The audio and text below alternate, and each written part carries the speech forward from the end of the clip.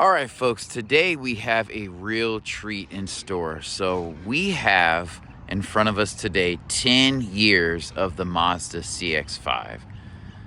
This is a 2013, this is a 2021, and this is a 2023 Mazda CX-50. And the reason why I said it's 10 years of CX-5 is because they should not have renamed this vehicle. It makes no sense, and it's not like a crazy name change. They just added a zero to the end of it. But honestly, this is like a refresh of the CX-5. They've modernized it, made it wider, made it shorter. It looks a little bit less bulbous, more squared off. And you can see that in things like the Honda Pilot and other vehicles. So there's really no need for a name change, but we're gonna take a look at all three of these.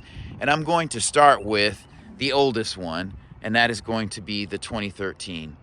Now this one reminds me of the late 2000s, early 2010s Mazdas that kind of look goofy. So this one doesn't look as goofy, but the front end doesn't look as good as the Mazda 6 that came out in 2013 with that redesign. So this design language is similar, and it is definitely heading in the right direction. All right, so I honestly don't believe this vehicle has a bad angle on it, especially given the context of 2013. It looks modern. I like the creases in the body here. I like that you have turn indicators here, even though they're kind of old school. I do love that the blind spot monitoring for Mazda chirps whenever somebody hits your blind spot. Unfortunately, this vehicle is not open, available for us to look inside.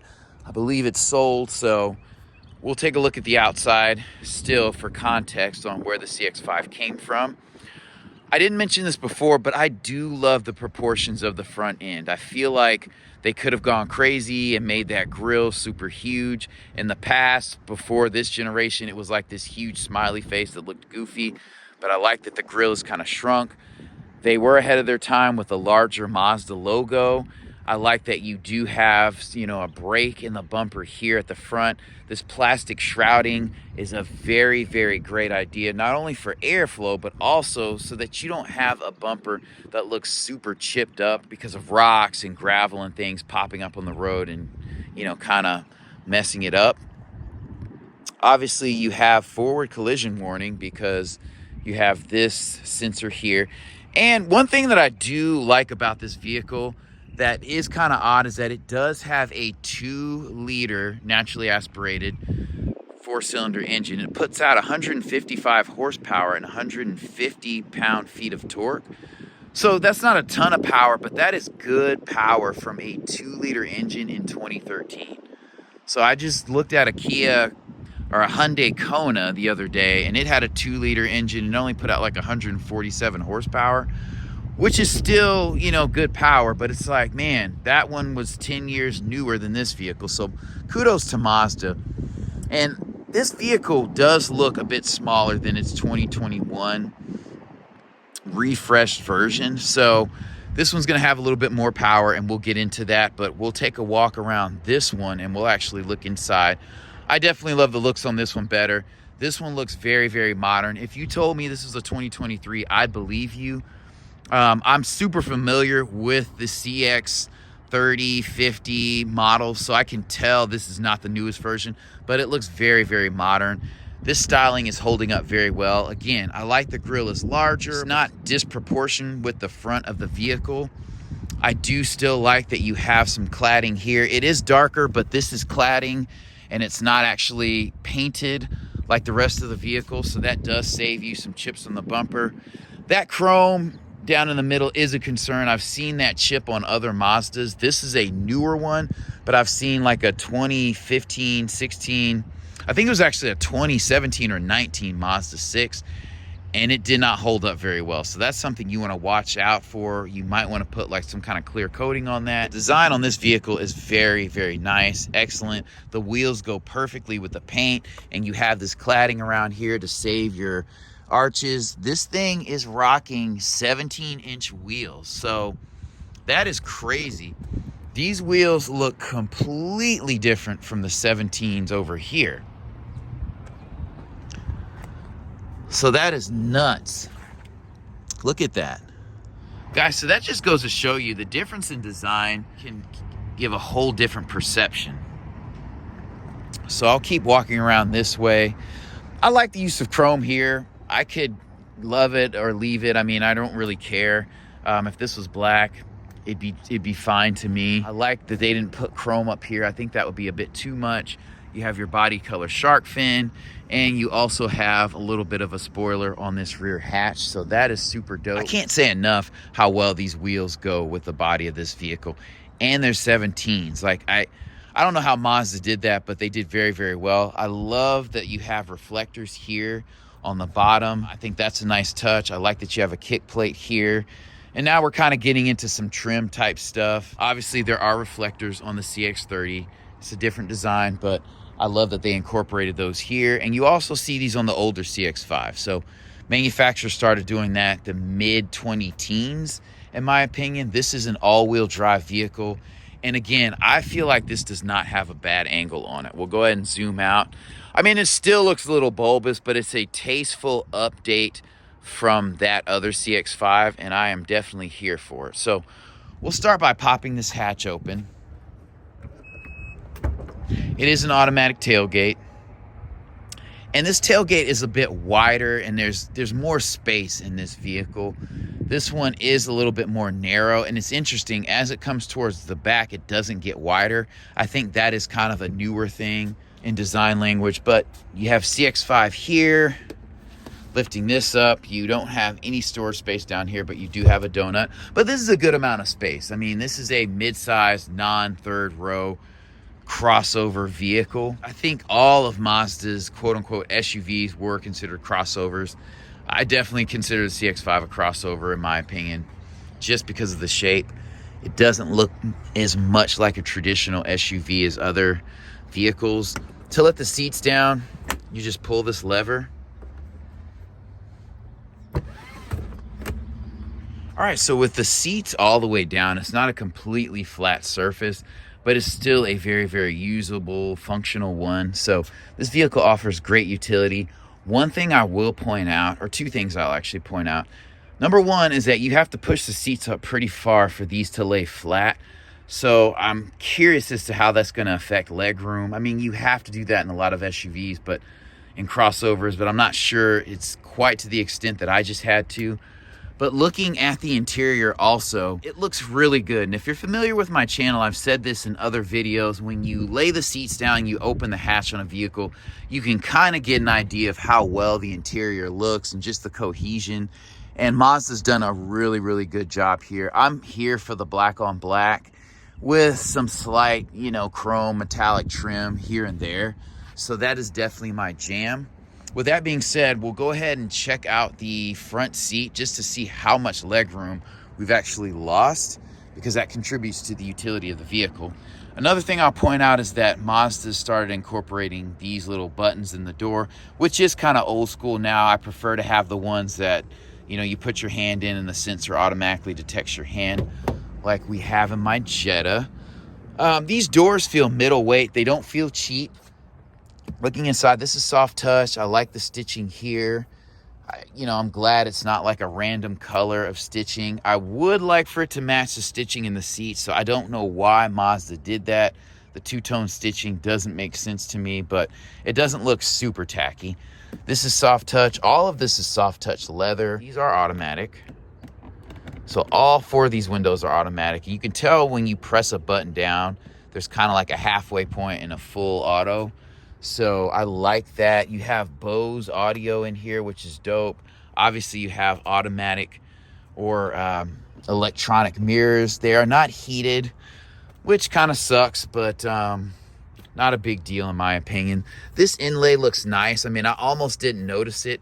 And so it's interesting. It just melds so well with the interior that I think it's A1. I love the inclusion of this chrome-coated handle. I think that kind of gives the interior a nice bit of pop. It's like wearing a nice, subtle chain. So hopping inside, you still have pretty good legroom here, but the seat is up a little bit far.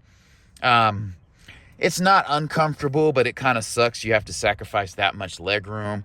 We'll go ahead and zoom out.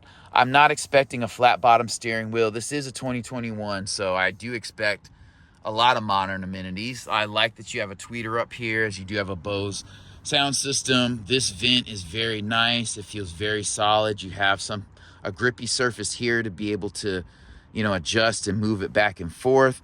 I like this trim here. You can open the hatch here. You kind of have like a hill ascend mode. I guess you do have lane keep assist in here, so that's pretty cool. You have radar cruise control in here, and you have your controls for the radio and Bluetooth and everything here. I wish that you had more of a digital instrument cluster. I like that the arch of the steering wheel isn't so low that it obstructs it, but I wish that you had, again, a bit more electronic here. But the screen is very contrasty. You do get all the information that you need. I love the shape and design of these vents. This hazard button fits right in here, and I'm very, very pleased that this screen is fully accessible and that not part of it is cut off like some of Mazda's other vehicles where the screen's a little bit recessed and the bottom 20% is kind of blocked off. Your start-stop button's in a perfect location. I like that it has this chrome trim and it's black. Beautiful. It feels very good, very solid, not cheap at all. These are your buttons to kind of cut on the radio and the navigation and all of that. I'm not mad at these. I'm not a big scroll wheel kind of guy, but, all in all, it's a very clean aesthetic, and I like that. Cup holders are in a good location, so they're not going to be obstructing any charging ports or anything like that. Speaking of charging ports, you have a regular cigarette port here. And that's about it up here, which I'm not mad at. Like, a lot of vehicles are busy, and that's kind of annoying to me. I would almost rather have buttons instead of this lever here. This looks kind of old school, even for 2021 to me. You do have like a drive mode selector here, which is cool. The use of piano black is tastefully done, and it's done in a conservative way so that, it looks classy. So, and I like the trim around here as well. So the interior of this vehicle is just there's so much cohesion in here. And I really, really love that, especially with this inlay. It blends seamlessly in with this dash. This is soft touch. This is soft touch. I like the stitching in here. These seats feel good. They feel bigger than the seats in like a Mazda 3, a CX-3, type vehicle of the time. They are a little bit more cushy to me than the Mazda 3 seats, and I feel like they're mid-sized. They're not like kind of medium seats that you would find in some of the smaller crossover sedans. So I'm happy to report that. This bolstering is cool. If you're a bigger person, you'll feel it more. I'm over 6 feet, but I'm not like a super wide guy, so the seat feels very comfortable to me. You could ride for an extended period of time. It's not like American luxury comfortable, but it's comfortable no less. This is disappointing that this is fading to me. Maybe this vehicle sat out in the sun a bit too much. They didn't put like a sunshade in here. That kind of sucks. You do have incandescent lighting in here, which is kind of surprising. I don't like that. This mirror, I don't know that it turns into a camera display, but you have your sunglass holder here. I like that. And you have a light here with this mirror. I wish the mirror was a bit bigger.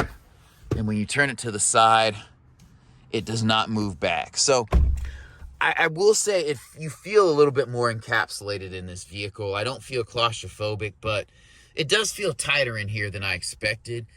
Again, this is not an Explorer-sized SUV, or crossover, so it kind of makes sense. But I do love the HVAC controls here. You have heated seats, so that is a nice touch. I'm sure, cooled seats or ventilated seats may be an option. I am happy to report more charge port options in here, which I expected when I saw just the cigarette lighter style charger in there. You can move this tray out, and you have a decent amount of space in here. This is another cigarette lighting port, so if you were curious. All right, and before I hop in the back seat, I am happy to report that everything feels good, solid, and premium in this vehicle. You have a sunroof that's a standard size.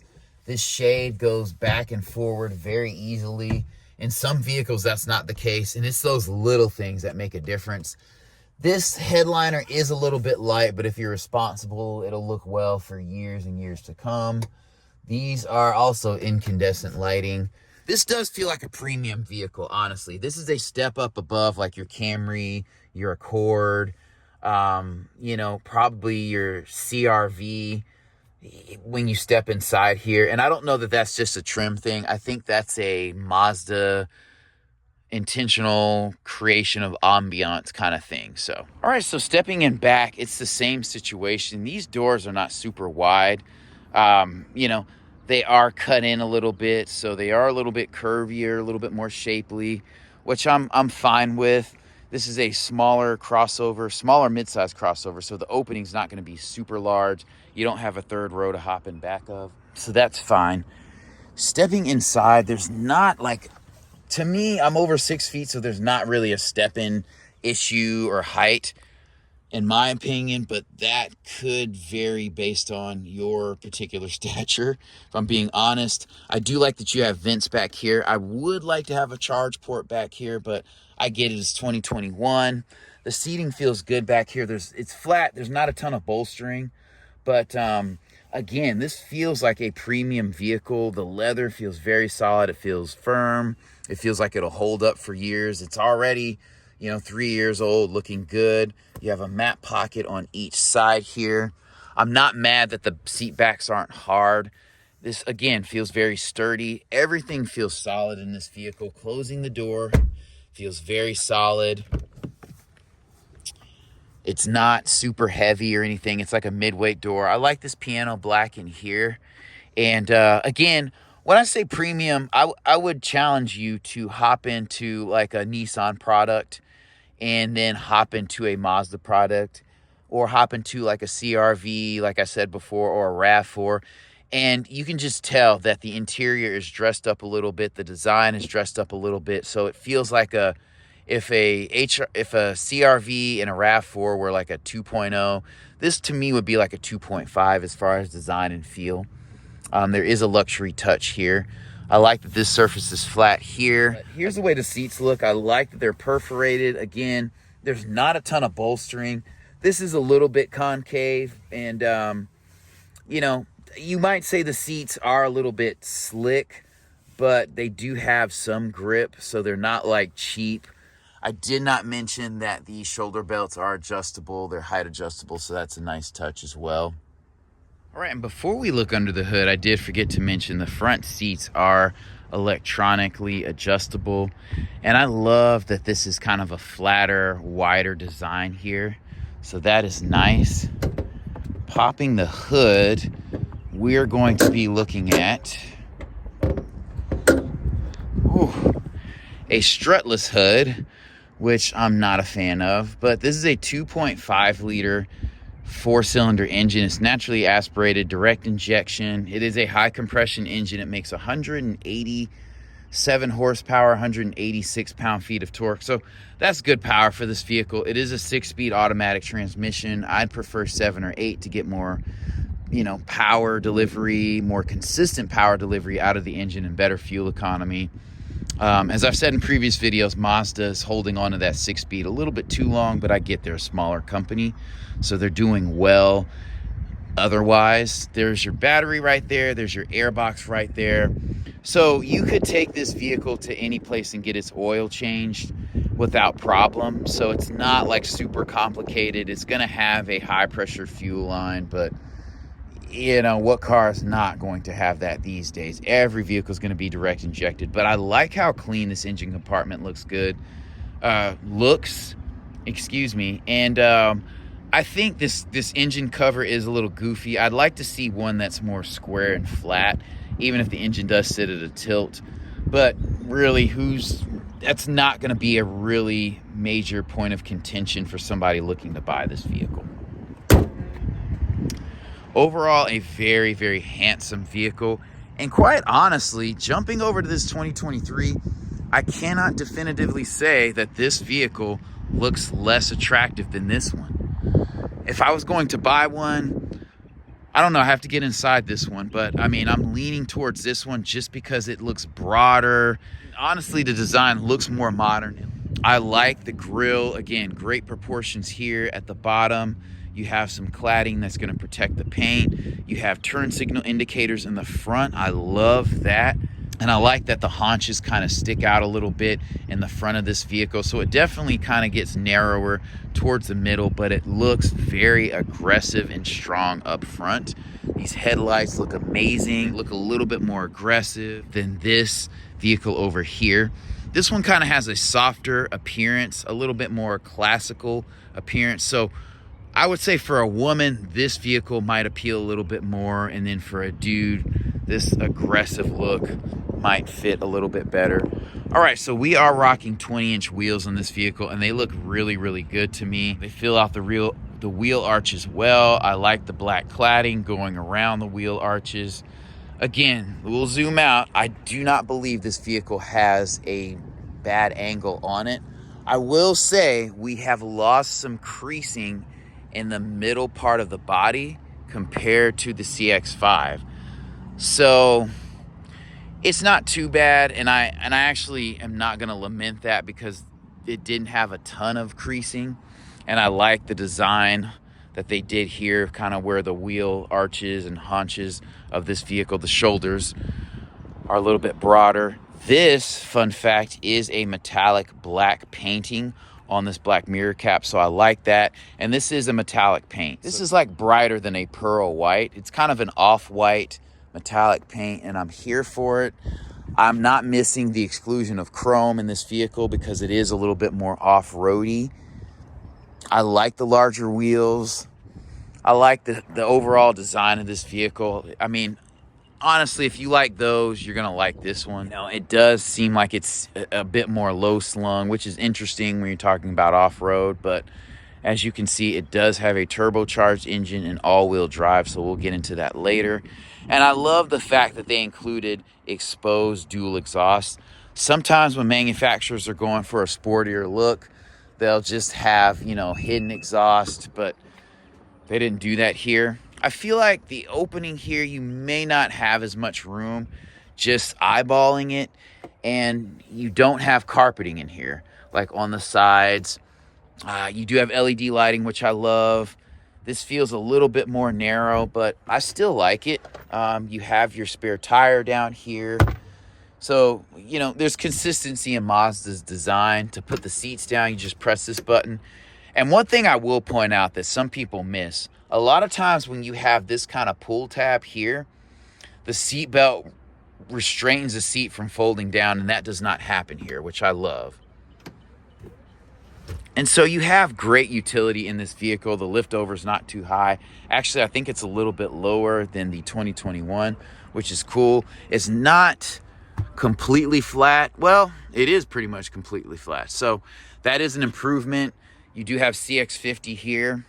And we'll go ahead and take a look at the front seat like I did last time, just to see if there's any leg room remaining. So looking at the door first, I love the metallic trim here. That always stands out to me. I love this handle is in a great place. It feels very sturdy, very solid. This door has a good weight to it. This glass feels very solid. It feels a little bit thicker than your normal glass, so kudos to Mazda on that. This is soft touch, soft touch, soft touch. This stitching is a little bit more utilitarian. You'll notice stitching like this in like pickup trucks and things like that. So that's kind of a personal preference type thing. The seat is electronic here, and I'm sure it is on the passenger side. And then stepping in, I feel like there is a little bit of a step up, more so than the 2021. I like the steering wheel. You can see the full instrument cluster through the arch, and I love that the digital portion is in the middle. I think that is a nice change that Mazda made. You have your headlight stalk here. Over here you have 360 cameras, so that's dope. Traction control, I-stop, I think that's automatic start-stop. You do have memory seating in here, which is dope. You have Bose audio, and it looks like you have a mid-range here and maybe a tweeter here. The doors feel solid when you close them. I really like the doors in this vehicle. This door, I don't know, it feels less curvy than the other CX-5. Looking at the interior, as you can see, these vents have changed. Honestly, I prefer them to be in landscape mode, so to speak, but I don't have a strong opinion on that. The steering wheel is nice. It is a turbocharged vehicle, so you have paddles here. Your usual suspects. You have radar cruise control here. It looks like you may not have lane keep assist, but that's okay. Your start stop button has a very good placement, excuse me. I love that this is not obstructed, even though it is a bit recessed.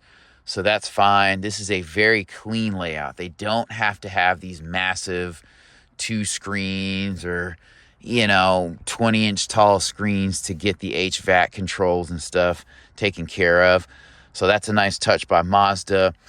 The movement of these cup holders is not ideal to me, but everything feels solid in this vehicle. Like these little levers that kind of apply tension or pressure to the cup to hold them in place feel very solid, very nice. You do have like a port here or an area here to put your phone, and you have your cigarette lighter charger down here.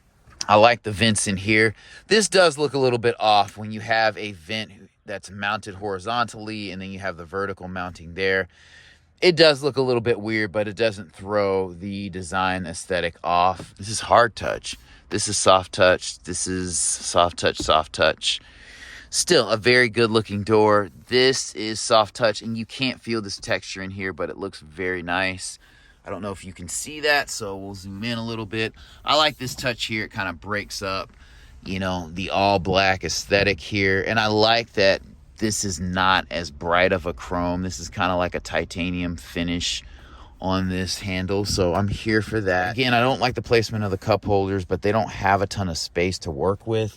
And I will say, these seats do feel a little bit tighter than that other CX-5. So I'm not the widest guy, but I would like for the seats to be a little bit wider, and maybe this shoulder not come up as high because I feel like my leg's kind of resting on it.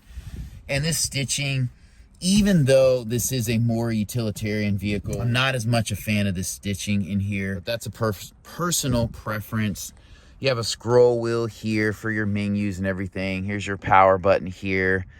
I'm not mad at that because they have a limited amount of space to work with, and this is the easiest way to kind of be able to move through a menu and control things. I wish you had buttons instead of this lever, especially in 2023. This is a miss, like something easy, or just a small little handle here would suffice. I like that you have an electronic parking brake. But again, if you're familiar with Mazda and you're coming from like a 2013 or this most recent generation, this is going to be familiar to you and there won't be a crazy learning curve. Okay, to open this, I wish there was a lever here that you kind of press up on. Instead, you have these buttons that you press forward and each side opens. You have your charge options in here, which are going to be USB-A, which is okay. They did omit the cigarette lighter charger in there, which I'm fine with. I would like a more traditional opening in here. Like, I know some luxury vehicles do that. And again, this vehicle does have the ambiance of an upscale, more premium vehicle, more so than a Toyota or a Honda. But at the same time, like a touch like this, it's too small to open here. So like my hand is here. I'd like to be able to pull up and have access to it if somebody needs to throw something in there. It's just a more user-friendly function. We do have LED lighting that fades in and out. I love that. I like your sunglass holder here. You have a decent sized mirror in here and an LED light to go with it. You do have a panoramic roof in here, so I really do like that. Lets in a ton of natural light. We're gonna go ahead and hop into the back seat. These seats are more firm, and so they are aesthetically pleasing outside of the stitching, but I feel like they could be a little bit softer and then a little bit wider down here, or at least just have these flaps or shoulders be a little bit more flat. but that's just me. And then the use of piano black in here is very tasteful. I like how you have this rubberized surface and the piano black. They contrast well and kind of balance out the situation. I will point out in these doors, you kind of have this lip here or this little ridge. So I kind of kicked it when I got out, but just be mindful of that. I think that's to like prevent dirt and grime from getting into this seal area. So that's a nice touch. Okay, one thing I'll point out with these back doors that I don't like, this I would really like to be matte like it is in this 2021, just because when you're opening the door, it's fine, but when you close the door, you put your hand on this. So if you have rings and stuff like that, you could crack or damage this. So that's just, you know, small thing, but the door feels good here. This is soft, this is hard touch. This is soft touch, this is soft touch. Again, I love this automatic window with the metallic trim on the end. Like, this is not as functional. I don't think like a 20 or 16 ounce drink would fit well in there. A can is fine, but stepping in, you do feel like you're sitting up, and the footwell is a little bit recessed, but you have good room down here. Good leg room, honestly. I'm over 6 feet. I'm happy to report that you have vents back here and you have charge ports. I'm not mad that they're not USB-C. This vehicle feels narrower than I thought it would feel. You can fit 3 adults back here. It would be a little bit tight because it's all-wheel drive. You have a transmission and an exhaust tunnel running through here. So that's going to be a bit of a miss for 3 adults, but 4 total in this vehicle is fine. Again, maybe 3 in a pinch. It's odd that you don't have a mat pocket back here. That is an interesting omission, even though this is a bit more of a sports utility vehicle with memory seats and memory seating and heated and cooled seats. Go ahead and give me that other mat pocket just for uniformity. You know, it's kind of like those old vehicles back in the late 80s, where you only had like one side view mirror. It's like, come on, man. These seats do feel firm. They feel comfortable, like you can ride in them for an extended period of time. I wouldn't mind if the cushion was a little bit better, but they feel firm, like they're gonna last for a while. You have your console here. I love how it sits flat and it doesn't just lean down at an angle. This feels very solid. Everything in this vehicle feels well put together. Now, you would have to drive it to check it for creaking and things like that, but it definitely feels solid just sitting in and walking around. Looking over here, you have your grab handles and your LED lighting. No surprise there. Everything feels good in this vehicle.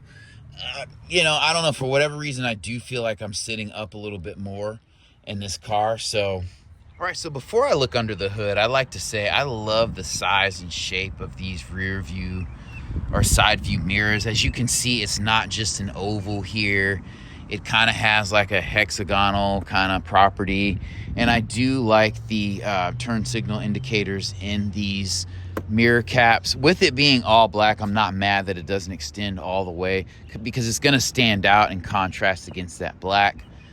I love the black in this grille. This looks very, very nice. This is kind of an interesting touch because you could have bugs and different things sitting in here, but I'm not mad at it. From a design perspective, it looks really good. So this vehicle is going to be rocking a 2.5 liter turbocharged 4-cylinder engine. It has 227 horsepower and 310 pound-feet of torque. And that is a very good size 4-cylinder engine. I feel like Mazda is doing this responsibly. Even if this was just a 2.5 liter engine, that would be a good size for this SUV. I feel like in modern times, if you have 7-8 gears, you can extract enough power for it to feel very adequate, and enough power for you to be able to punch it to get on the highway and things like that. Most of us want more power than we actually need in our vehicle. This does have 23 in the city and 29 on the highway. I don't know if it'll even get that much in the city. I'm really curious as to how well that all-wheel drive system manages power to stay within, you know, that fuel economy. But again, this is a good amount of power. This is not going to be a rocket ship, by any means, but I do like the turbocharged, and I wouldn't mind having a non-turbo version of this vehicle. But with all-wheel drive, I feel like you do need that extra power.